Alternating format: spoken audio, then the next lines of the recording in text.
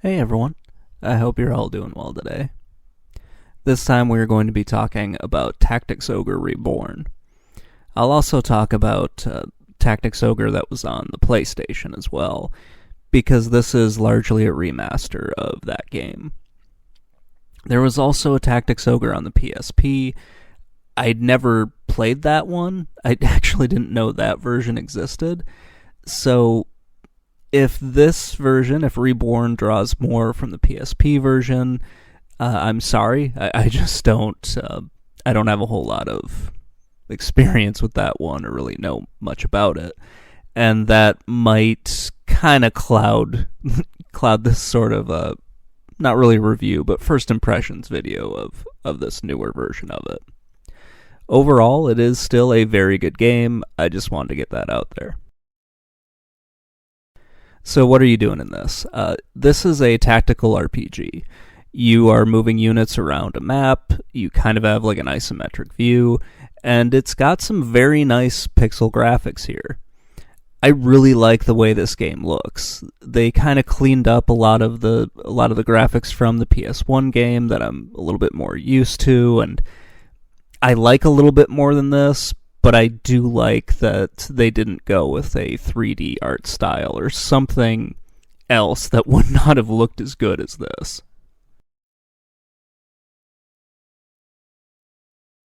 The gameplay is pretty much unchanged from the original version to this remaster.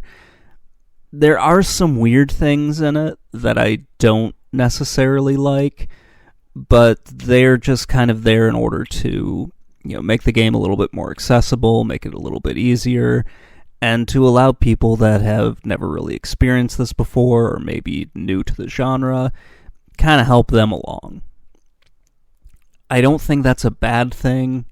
When I play something like this and I know what it used to be, I kind of feel like, oh, well, maybe they've dumbed it down a little bit and it's not as good as I remember.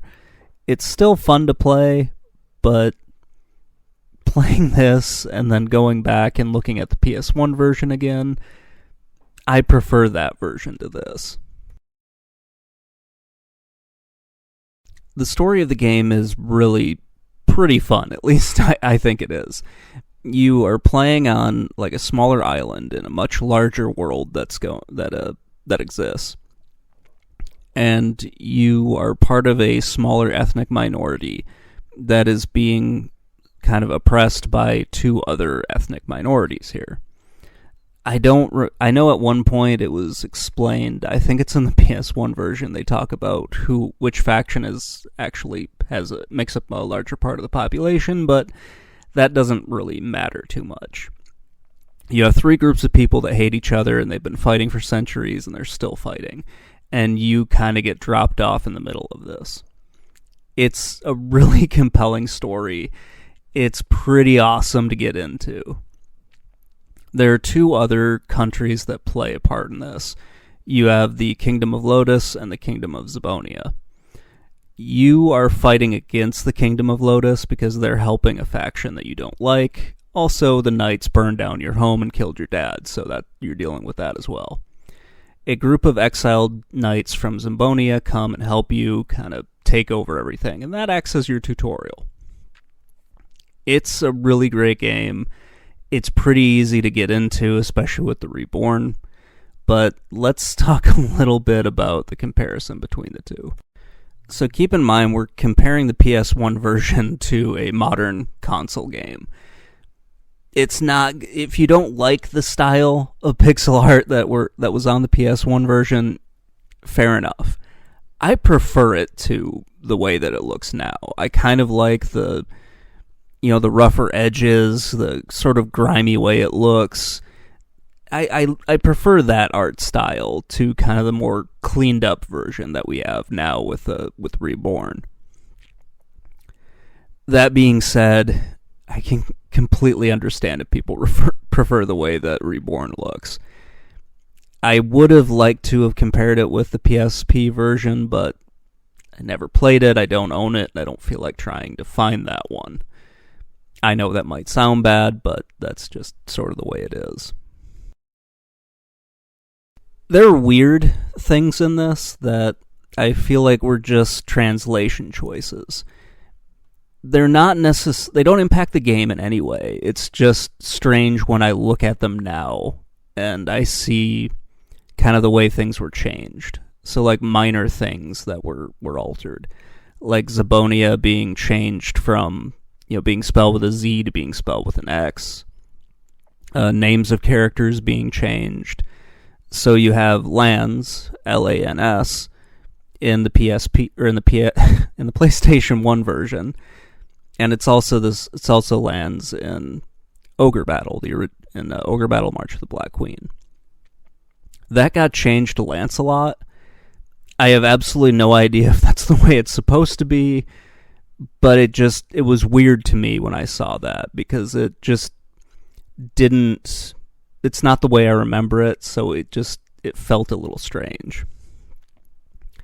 You also have the leveling system, which was completely overhauled, which makes sense if you're trying to introduce the game to newer players, but that one felt odd to me. It makes the game much less grindy, which is probably a good thing, but it still was different. The part that I really hate is the class system. It goes back to making the game less grindy, but I don't like the way they did it, just because it's not the way not the way I enjoy the game, not the way I liked it. And that just had to do with you being able to recruit pretty much any class, it seemed like, instead of just recruiting a soldier or an Amazon, leveling them up, and then having the different classes unlocked. That part felt odd to me. I just did not like the way they did it. It's not going to impact anyone else's enjoyment of the game, but it was something odd for me that is kind of hard to explain. I still enjoy Reborn, but some of the minor changes they did to it, I don't really like. If you came from the PS1 version and you skip the PSP version, you'll also notice that your characters magically have 6 to 8 times more hit points than they did before. This somehow makes the battles... Well, not somehow. It makes the battles longer, and it also makes the tutorial battles a lot longer. In the PS1 version, you had like maybe 60 to 80 hit points when you start. In this, you have like 400. I don't really like that, because it sort of feels a little bit cheap, because there's no real like sense of urgency or anything. Like it feels like there's less sense of danger. Like with every hit, you could have a character killed off. That was another thing that I noticed. You had permadeath in the PS1 version, where if a character dies in battle, it's gone. This one, it feels like you have that, but if a character dies, you have like 3 turns in order to bring them back, or to finish the level without losing them. Again, I don't really like this, but that's me. That's just me being a jerk about everything. It does make the game easier. It makes the game more accessible to new players, but it's something that I personally did not like. So let's just kind of get into my final thoughts here before I ramble on about more stuff. In a game that I enjoy, but more stuff that I didn't like from a game that I enjoy.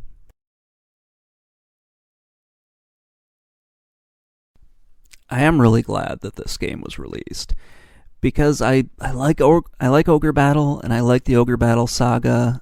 I like Tactics Ogre, and I want more of these games to actually be released. I want more of them to, I want more of them to be accessible to people so they can play them and kind of experience them for themselves.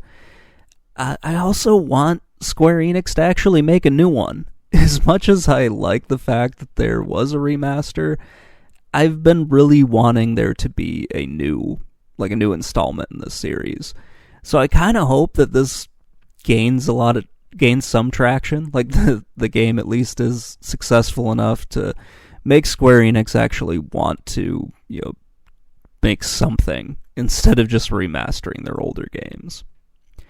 So anyway, let me know what you think in the comments below, and I will talk to you all later. Bye.